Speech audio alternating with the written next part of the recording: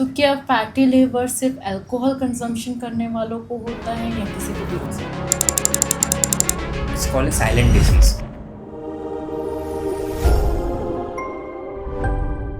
तो क्या होता है आईबीएस और क्या होता है जीईआरडी? हमारा जो वॉल्व रहता है फूड पाइप और पेट के बीच में, वो ढीला होने के कारण जो एसिड पेट में बनता है वो ऊपर आने लगता है। तो क्या कॉम्प्लिकेशंस हो सकते हैं इन दोनों के? कई बार ये कैंसर ट्रांसफॉर्म होने में भी इम्पॉर्टेंट फैक्टर हो जाता है। मेनी पीपल आस्क कि डिटॉक्स ड्रिंक या फिर लीवर डिटॉक्स करने वाले कुछ टैबलेट्स, मेडिकेशंस या ड्रिंक्स आते हैं, do they really work? So it's something like asking vacuum cleaner की सफाई की जाए है ना?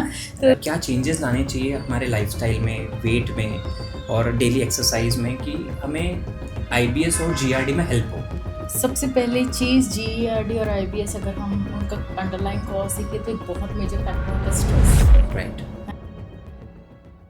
नमस्कार, मैं हूं doctor Neha Madhav, metabolic health expert. अक्सर हमारे डेली रूटीन में गैस, एसिडिटी जैसी प्रॉब्लम्स होते ही हम एंटासिड्स लेकर के अपनी डेली रूटीन में लग जाते हैं, लेकिन ये कभी कभी हमारे बॉडी में अंडरलाइन किसी बीमारी का रीज़न हो सकती है।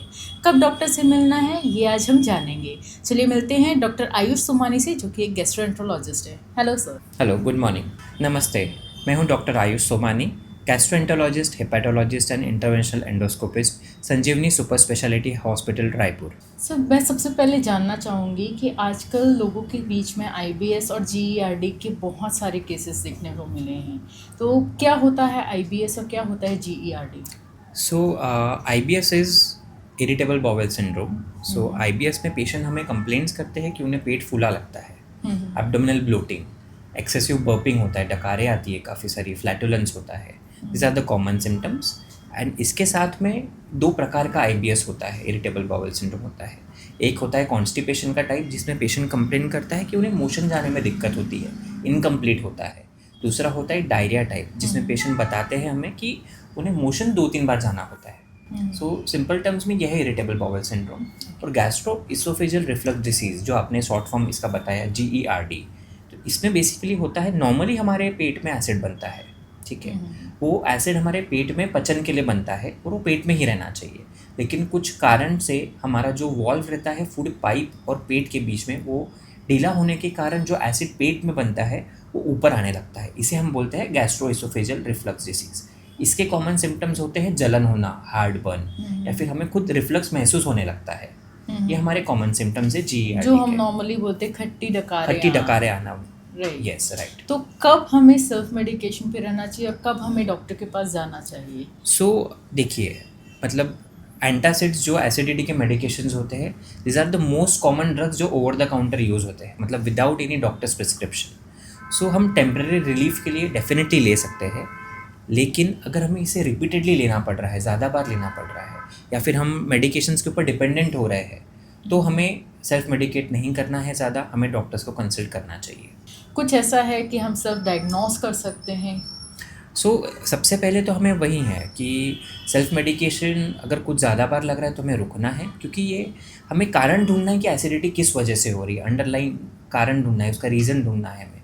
Because acidity is a symptom, this is not a cause, ये डिसीज़ नहीं है। तो ये अंडरलाइन जो डिसीजेस है, जैसे पेट में छाले होना, अल्सर्स होना, पेट में हमें और कुछ रीजंस की वजह से एसिड प्रोड्यूस हो रहा है, किसी प्रकार का ट्यूमर है या कैंसर है, जिस वजह से भी एसिडिटी हो सकती है। सो हमें ज़्यादा सेल्फ मेडिकेट नहीं करना है।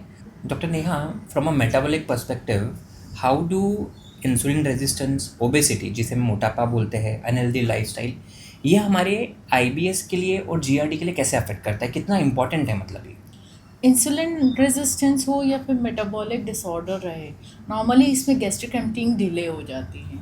और सबसे बड़ा रीज़न होता है कि एब्जॉर्प्शन अफेक्ट होता है। इंसुलिन रेजिस्टेंस की वजह से कैल्शियम का ओवरऑल मेटाबॉलिज्म गड़बड़ होता है, कैल्शियम इंटेक कम होने लग जाता है, जिसकी वजह से ओवरऑल जा कर के वो स्टमक पर कहीं ना कहीं एक्स्ट्रा लोड डालता है, क्योंकि डिलेड गैस्ट्रिक एम्पटिंग है। तो इस वजह से इसके सिम्टम वर्सन अप हो सकते हैं। और ओबेसिटी में भी सेम चीज़ें हैं कि ओबेसिटी है, आपके स्टमक के आसपास फैट बहुत ज़्यादा है, तो it is going to affect overall mobility and motility of the stomach as well as intestine. Absolutely. Sir क्या स्पाइसी खाना या ऐसा कुछ ऐसा पर्टिकुलर फूड है जो आईबीएस या जीईआरडी को ट्रिगर करता है, या कोई एक पर्टिकुलर फूड ग्रुप है जो प्रॉब्लमेटिक हो सकता है? सो स्पाइसी फूड डेफिनेटली प्रॉब्लमेटिक है, लेकिन स्पाइसी फूड कुछ ज़्यादा ही बदनाम है आईबीएस और जीईआरडी के लिए। ये सोल फैक्टर नहीं है। हमें इसमें दूसरे फैक्टर्स भी इंपॉर्टेंट है जो हमें ध्यान रखना है, जैसे ऑयली फूड हो गया, डीप फ्राइड हो गया फूड, जो शुगर कंटेंट वाले फूड्स होते हैं, प्रोसेस्ड फूड्स होते हैं, जो बहुत सारे गैसेस प्रोड्यूस करने वाले जो फूड सब्सटेंस होते हैं, वो भी हमें ध्यान रखना है, क्योंकि ये भी इंपॉर्टेंट फैक्टर है हमारे आईबीएस के लिए और जीईआरडी के लिए। I want you to ask about how does our lifestyle change, मतलब क्या चेंजेस लाने चाहिए हमारे लाइफ स्टाइल में, वेट में और डेली एक्सरसाइज में, कि हमें आईबीएस और जीईआरडी में हेल्प हो। What are the lifestyle changes we need? सबसे पहली चीज़ जीईआरडी और आईबीएस, अगर हम उनका अंडरलाइन कॉज देखें तो एक बहुत मेजर फैक्टर होता है स्ट्रेस, राइट। है ना? तो अगर हम स्ट्रेस को मैनेज कर सकते हैं तो बाकी चीज़ें धीरे धीरे नॉर्मलाइज हो सकती है। दूसरी चीज़ है वेट लॉस, एब्सोल्युटली। है ना? अगर कोई ओवरवेट है तो वेट लॉस करना बहुत इंपॉर्टेंट है। जहाँ तक स्ट्रेस एक फैक्टर है, तो स्ट्रेस को रिड्यूस करने के लिए एनी विच वेज हमें लाइफस्टाइल को स्केड्यूल करना बहुत ज़रूरी है। डेफिनेटली। और जब हम लाइफस्टाइल को स्केड्यूल करते हैं तो हमारी सर्कैडियन रिदम बन जाती है वहाँ पर। सर्कैडियन रिदम इज समथिंग जो हमारा ब्रेन बताता है, अरे इतने बज गए अब खाना खाना है, अरे इतने बज गए अभी हमको सोना है, अरे इतना बज गया अभी हमको उठना है। That is the brain signalling, वो ब्रेन वहाँ पर सेट हो जाता है। Yes. और जब हम उस स्केड्यूल को प्रॉपरली फॉलो करते हैं तो स्लोली हमारा हार्मोन फंक्शनिंग, हमारा मेटाबॉलिक फंक्शनिंग इम्प्रूव होने लगता है। तो this is something which releases the stress from the body drastically. So बहुत बड़ा रीज़न इसमें ये है कि जब हम स्केड्यूल्ड रहते हैं, जब हम प्रोक्रेस्टिनेट नहीं करते हैं चीज़ों को, तो वो लास्ट मिनट भागते दौड़ते चीज़ें करने का हमको की ज़रूरत नहीं होती है। उस वजह से जो स्ट्रेस क्रिएट होता है वो काफ़ी कम हो जाता है। तो ये बहुत एक मेजर फैक्टर है जिस पे हम वर्किंग करते हैं। सेकेंडली ओबेसिटी जैसी चीज़ें हैं, तो ओबेसिटी में एनी विच वेज अगर ओबेसिटी है तो हार्मोन फंक्शन डिस्टर्ब रहता है। कैल्शियम अपटेक मेटाबॉलिज्म में बहुत ज़्यादा ज़रूरी होता है, वो भी डिस्टर्ब होता है। तो उसे भी जब हम नॉर्मली कंट्रोल करते हैं, ओबेसिटी जब रिड्यूस होती है तो ये सिम्टम्स धीरे धीरे इम्प्रूव होने लगते हैं। अपार्ट फ्रॉम दैट आईबीएस और जीईआरडी के पेशेंट्स में देखा गया है कि इनको मोस्टली ग्लूटेन इंटॉलरेंस रहती है। सारे केसेस में नहीं रहती है, पर ये हम फिर उनमें ट्राई एंड टेस्ट करते हैं, समझते हैं कि किस में ग्लूटेन इंटॉलरेंस है, किस में लैक्टोज इंटॉलरेंस है, या कोई एक पर्टिकुलर फूड ग्रुप है जिसका इंटॉलरेंस है, उसको हम अवॉइड करते हैं डाइट में। And eventually according to their food requirement in their body हम उन चीज़ों को सेट करके और इम्प्रूव करते हैं। From a gastroenterologist point of view मैं ऐड करना चाहूँगा। सो बेसिकली हमें सिंपल टर्म्स में पहले जीआरडी का मैकेनिज्म समझना होगा। सो नेचुरली हमारे बॉडी में एक वॉल्व होता है जो फूड पाइप और पेट के बीच में प्रेजेंट होता है। एसिड नॉर्मली प्रोड्यूस होता है हमारे स्टमक में, और वो स्टमक में ही रहना चाहिए for our digestion purpose. But ये वॉल्व जब ढीला हो जाता है तो हमारा एसिड इसोफेगस में, जो फूड पाइप हम बोलते हैं, उसमें आना चालू होता है, हमें जीआरडी होता है। तो जो फैक्टर्स जो वॉल्व के हैं ना, वो हमें जो ढीला कर रहे हैं वो फैक्टर्स को हमें समझना ज़रूरी है। सो सिर्फ स्पाइसी फूड या ऑयली फूड इंपॉर्टेंट नहीं है, इसमें हमारा लाइफस्टाइल, जो lack of exercise, excessive weight gain, obesity, और जो हम प्रोसेस्ड फूड खाते हैं बाहर का, हाईली रिफाइंड जो कार्बोहाइड्रेट रिच फूड होता है वो, अल्कोहल, कैफीन, ये सब हमारे वॉल्व को ढीला करते हैं। वो ढीला करने की वजह से हमारा जो भी एसिड जो पेट में होना चाहिए वो ऊपर जाता है, तो हमें सिम्टम्स होता है। ये एक पॉइंट। और रिगार्डिंग आईबीएस, जैसे आपने बताया, anxiety and stress are very important factor, because irritable bowel syndrome completely depend करता है हमारे गट ब्रेन एक्सिस के ऊपर। What is gut brain axis in simple terms? हमारा पेट और जो दिमाग है, जो ब्रेन है, इसकी तारें जुड़ी हुई है पूरी। बिल्कुल। अगर हमारा दिमाग शांत नहीं है, लाइक हम स्ट्रेस में है, एंजाइटी में है, तो हमें इरिटेबल बॉवेल सिंड्रोम होना ही होना है। This is very natural. अब ये नेचुरल, जब हम स्ट्रेसफुल सिचुएशंस में होते हैं तो एक दो बार हो रहा है तो ठीक है, लेकिन हमें फ्रीक्वेंसी अगर बढ़ रही है तो हमें उसमें लाइफस्टाइल मॉडिफाई तो करना ही करना है, बट हमें उसके लिए गैस्ट्रोएंटरोलॉजिस्ट का ओपिनियन लेना भी ज़रूरी है to maintain this gut brain axis, so that हम फिर इरिटेबल बॉवेल सिंड्रोम को कंट्रोल कर पाए। जी सर, क्या कॉम्प्लिकेशंस हो सकते हैं इन दोनों के? हाँ, सो जीईआरडी जिसे हम बोलते हैं, इसमें अगर रिफ्लक्स जो हो रहा है बहुत टाइम तक अगर हो रहा है तो हमारे इसोफेगस, जो हमारा फूड पाइप है, उसमें खरोचे आ सकती है। खरोचे मतलब जैसे हमारे मुंह में छाले आते हैं वैसे हमारे फूड पाइप में छाले आ सकते हैं, हम उसे इसोफेजाइटिस बोलते हैं। सो ये सही टाइम पर डायग्नोस करना ज़रूरी है। बहुत सालों तक अगर ये अनट्रीटेड रहता है तो ये खरोचे हमें कई बार देखा गया है कि ये इसोफेजाइटिस हो जाता है, बैरेट्स इसोफेगस होता है, और कई बार ये कैंसर ट्रांसफॉर्म होने में भी इम्पॉर्टेंट फैक्टर हो जाता है। So it's very important, it's a very simple thing initially which can be manage with antacids, but अगर लॉन्ग टर्म कॉम्प्लिकेशंस अगर हो जाए इनके तो ये कैंसर में भी डेवलप हो सकता है। सो क्या आप मुझे बता सकते हैं कि स्पेसिफिक क्या डाइटरी मॉडिफिकेशंस करना है because to avoid this irritable bowel syndrome and GERD? Normally तो हम प्रिवेंट करने के लिए तो बोलते हैं एक एक्टिव लाइफस्टाइल रहना बहुत ज़रूरी है, एक बैलेंस डाइट बहुत ज़रूरी है।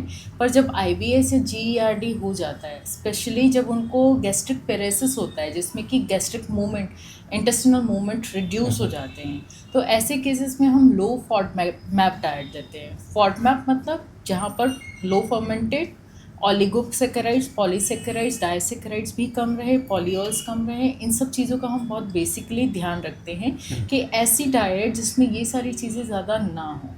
ऑल्दो ये बहुत चैलेंजिंग हो जाता है बहुत लोगों के लिए फॉलो करना, लेकिन it all depends on severity of the disease. Eventually धीरे धीरे करके हम सारी चीज़ें इंट्रोड्यूस करते हैं, बट इनिशियली सिम्टम्स को ओवरऑल कंट्रोल करने के लिए लो फॉडमैप से ही हमको स्टार्ट करना होता है। Absolutely, low FODMAP diet is very important medical point of view. So इसे इंट्रोड्यूस करना थोड़ा डिफिकल्ट है, बट विद द प्रॉपर मतलब dietary advices and diet chart and regular followups इसे हम मैनेज डेफिनेटली कर सकते हैं। बहुत चैलेंजिंग होता है क्योंकि नॉर्मली जो IBS और GERD के पेशेंट्स आते हैं they are mostly foodie, right, और उनको अगर हम लो फॉडमैप पर ले जाते हैं तो उनके लिए बेसिकली ऐसा होता है कि आप हमें सिर्फ उबला खाना खिला रहे हैं, आप हमें सिर्फ वाटर बेस्ड फूड खिला रहे हैं, इस तरीके की चीज़ें खिला रहे हैं जिसकी हमें आदत ही नहीं है। But that is the need for time, treatment के समय में ज़रूरी है। इवेंचुअली जब बॉडी आपकी धीरे धीरे अडाप्ट करेगी, आपका स्ट्रेस मैनेजमेंट होगा, आपका बाउल मूवमेंट इम्प्रूव होंगे, तो एक एक करके सारी चीज़ों को हम इंट्रोड्यूस करते हैं। Absolutely, it's difficult but it works as a magic. Yes, it definitely as a magic. Yes. So जब हम पेट की बात कर ही रहे हैं तो एक और बहुत कॉमन फैक्टर है जो हमको देखने के लिए मिलता है, वो है फैटी लिवर। तो क्या फैटी लिवर सिर्फ अल्कोहल कंजम्पशन करने वालों को होता है या किसी को भी हो सकता है? सो ये बहुत बड़ा मिथ है कि फैटी लिवर सिर्फ अल्कोहल से होता है। मैं आपको बता दूँ, world wide right now alcohol is not the common reason for fatty liver, it's metabolic associated fatty liver disease, this is the most common cause world wide. So इसमें क्या आ जाता है सिंपल टर्म्स में, मेटाबॉलिक मतलब आपका obesity, जो मोटापापन होता है, lack of exercise, insulin resistance, diabetes, ये सारे चीज़ें फैक्टर इंपॉर्टेंट है फैटी लीवर के लिए, और जो हमारे डिपेंड करता है कि हम डेली क्या खाना पीना कर रहे हैं, किस प्रकार का फूड ले रहे हैं। So alcohol is not the sole reason now, even though in India अभी तक अल्कोहल कॉमन रीज़न बताया जा रहा था, लेकिन अब धीरे पूरा डायफ्रामेटिक शिफ्ट हो रहा है ये कि अब अल्कोहल से बढ़कर फैटी लिवर का मेन रीज़न मेटाबॉलिक हो रहा है। सर क्या ये फैटी लिवर यंग एडल्ट्स में भी हो सकता है, बच्चों में भी हो सकता है, या कोई एक सिग्निफिकेंट एज है? डेफिनेटली ये कोई भी एज ग्रुप में हो सकता है। Fatty liver is not a age bound. आज के प्रेजेंट टाइम में यंग पीपल में भी ये इसलिए हो रहा है because outside food, fatty food, oily food, deep fried, processed food, जो हाईली रिफाइंड कार्बोहाइड्रेट, या फिर जो शुगरी ड्रिंक्स आ गए हैं आजकल, जो मतलब एनर्जी ड्रिंक्स और ये सब, इसमें हाई कंटेंट शुगर होता है, वेरी रिफाइंड शुगर होता है। सो ये सब चीज़ों से अब even if you are not taking alcohol, हम ये यंग एडल्ट्स और बच्चों में भी देखा जा रहा है कि फैटी लिवर हो रहा है। और एक लैक ऑफ एक्सरसाइज, मोटापा, ये अब बहुत कॉमन हो चुका है। एक्स्ट्रा पैम्परिंग के वजह से लोग बचपन से ही थोड़ा हेल्दी ज़्यादा रहने लगे हैं, थोड़ा फैटी ज़्यादा होने लगे, ओबेसिटी, इंसुलिन रेजिस्टेंस भी ज़्यादा है, तो fatty liver is not age bound. ये सारे एज ग्रुप्स में देखा जा रहा है। So, how closely is fatty liver linked to our insulin resistance, obesity and metabolic syndrome? Could you just brief about us?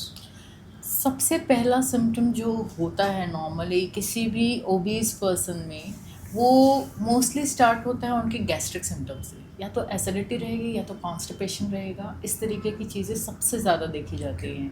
तो when belly fat is more, तो we by default assume कि grade 1 grade 2 fatty liver तो होगा ही, and the test reveals it. It's not that हम assume करके आगे we proceed accordingly, but we have it in a mind कि इनको फैटी लिवर ग्रेड 1 या ग्रेड 2 डेफिनेटली होगा, तो वी स्टार्ट ट्रीटिंग अकॉर्डिंगली, क्योंकि सबसे पहले फैट स्टोरेज होता है लिवर में और मसल्स में, तो this is something which is going to affect liver any which veg.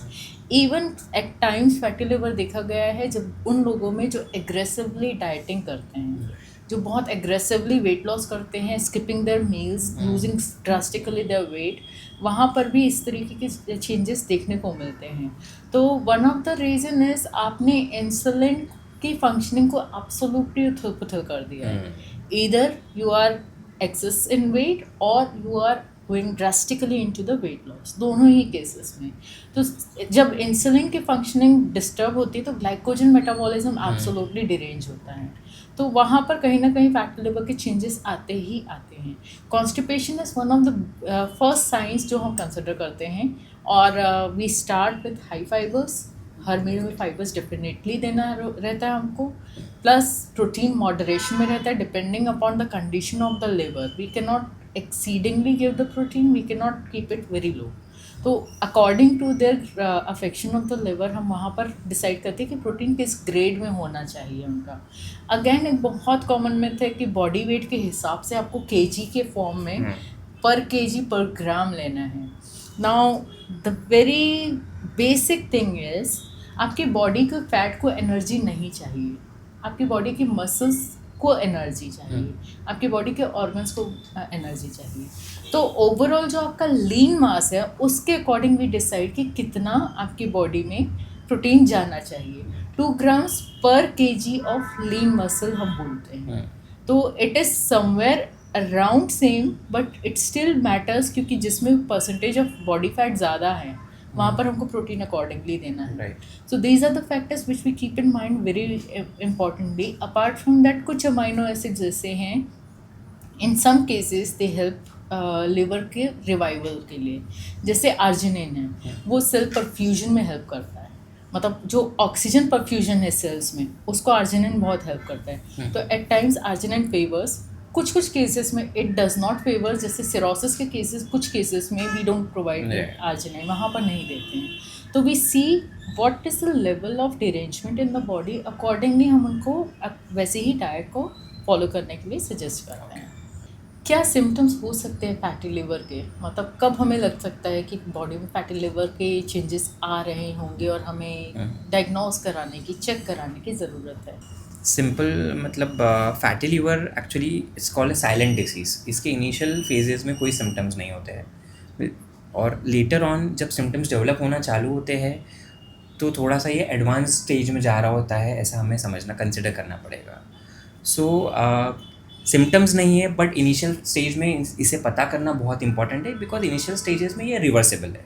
सो इसके जो स्टेजेस है ग्रेड 1 ग्रेड 2 जिसे हम सिंपल टर्म्स में बोलते हैं, हम अगर पहले इसे पता लगा लें सही तरीके से, या फिर हमारे कोई भी जो भी डॉक्टर से कंसल्ट करके पता लगाए, तो it's a very important thing, ये रिवर्स हो सकता है। सो हमें इनिशियल में बहुत ही वेग सिम्टम्स पता चलेंगे, जैसे एब्डोमिनल ब्लोटिंग हो रहा है, जैसे इनडाइजेशन हो रहा है, very vague symptoms that could be associated with other causes as well, but fatty liver की वजह से यही सिम्टम्स होते हैं इनिशियली।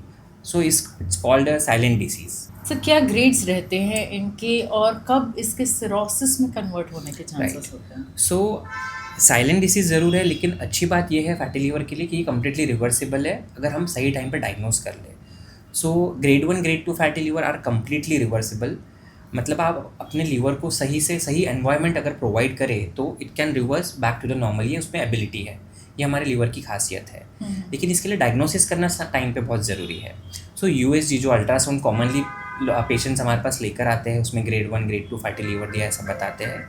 सो ये बहुत ही टिप ऑफ आइसबर्ग बताता है हमें कि फैटी लीवर है, बट उसकी रियल अगर स्टोरी हमें जानना है तो हमें इसके लिए ब्लड लैब्स भी लगते हैं, इसके लिए हमें स्पेशल स्कैन्स भी लगते हैं, स्पेशल स्कोरिंग सिस्टम्स भी लगते हैं। ब्लड टेस्ट में हम इन पेशेंट्स का हम लिवर फंक्शन टेस्ट कराते हैं, जिसमें हम सारे उनके एंजाइम्स देखते हैं, बिलिरुबिन देखते हैं, ये सब चीज़ें देखते हैं। हम शुगर लेवल्स देखते हैं, HbA1c कराते हैं, लिपिड प्रोफाइल, थायराइड प्रोफाइल, ये सारी चीज़ें हम इवेल्यूएट करते हैं।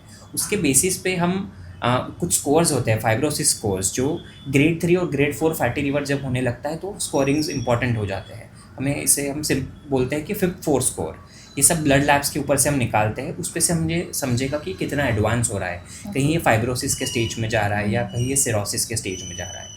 और जो यूएसजी के बाद में जो स्कैन जो आता है, हम इसे स्पेशल टर्म्स में बोलते हैं फाइब्रो स्कैन। सो यूएसजी आपको एक जस्ट एक टाइटल बताता है मूवी का एक, बट उसकी जो स्टोरी, रियल स्टोरी है, वो फाइब्रो स्कैन से हमें पता चलती है।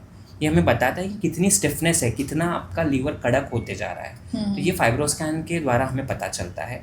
So this is very important test to do, जिससे हमें पता चले कि कौन से स्टेज में है फाइब्रोसिस अगर हो रहा है तो लीवर का। क्योंकि अगर फाइब्रोसिस अगर हो रहा है और उसे एडवांस स्टेज पे अगर जा रहा है तो वो सिरोसिस में भी डेवलप हो सकता है, और मैं आपको बता दूँ कि ये कैंसर में भी डेवलप हो सकता है later on. So many people ask कि डिटॉक्स ड्रिंक या फिर लीवर डिटॉक्स करने वाले कुछ टैबलेट्स, मेडिकेशंस या ड्रिंक्स आते हैं, do they really work? So it's something like asking vacuum cleaner की सफाई की जाए है ना। तो liver is itself an organ which detoxifies the body. So detox drinks and detox medications and all those things are not going to help. It can help to a little bit extent. जैसे कि मैंने आपको example दिया vacuum cleaner का, तो vacuum cleaner को आप साफ करो, दैट इज़ ओके। उसके अलावा वो कुछ और काम नहीं करेंगे ये सब drinks. It is very much mandatory to take care of your own body. अपनी बॉडी में आप मील्स ऐसे क्लीन लीजिए कि your body starts healing itself instead of depending on to any super food और डिटॉक्स ड्रिंक्स और something like that. एक balance meal ही बहुत होता है। प्लस वेरी मच इम्पॉर्टेंट है आपकी डेली एक्टिविटीज़, आपके जो मूवमेंट्स हैं, यू आर कॉन्स्टेंटली एक्टिव और यू आर एब्सोल्युटली सेडेंटरी। ये सारी चीज़ें बहुत इंपॉर्टेंट होती हैं, because when the muscle will function then only there is going to be a proper cleansing of your body. True. And what about do diet plays an important role or exercise, or they should work hand in hand? How do you explain this? It's something like मुझे अगर bulb जलाना है तो electricity चाहिए या फिर wires चाहिए, they both go hand in hand, है ना। तो जब तक इलेक्ट्रिसिटी नहीं होगी तो भी नहीं चलेगा, वायर प्रॉपर कनेक्टेड होगी नहीं होगी तो भी नहीं चलेगा। तो diet and exercises both plays very important role. जैसे कि मैंने बताया कि जब तक आपकी मसल फंक्शनिंग नहीं होगी, आपकी बॉडी की वेस्ट रिमूवल प्रॉपरली नहीं होंगे, आपकी बॉडी का सर्कुलेशन प्रॉपर नहीं होगा। एंड सेम गोज विद जब तक आप डाइट प्रॉपर क्लीन नहीं ईट कर रहे हैं तब तक आपका लिवर लोड, आपका किडनी लोड बढ़ता रहेगा। और लिवर एंड किडनी लोड बढ़ने की वजह से your body will get into the damaging phase more and more and more. So this is how it actually parallelly goes together, and sleep is very much important. Yes.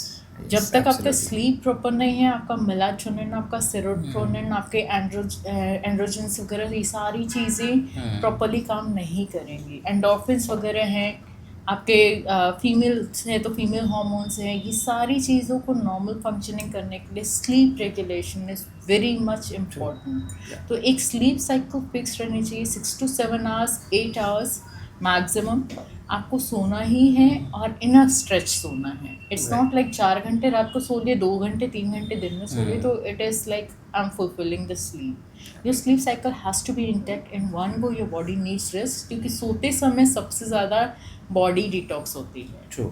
So this is how it actually works, overall combination of modifying small things in your daily routine. Right. Spicy food is the only cause of acidity. Drinking cold milk cures acidity. If antacids relieve symptoms, there's no need to see a doctor. Sleeping immediately after dinner can worsen GERD. GERD only affects older people. Only people who drink alcohol develop fatty liver. Fatty liver can be reversed with lifestyle changes.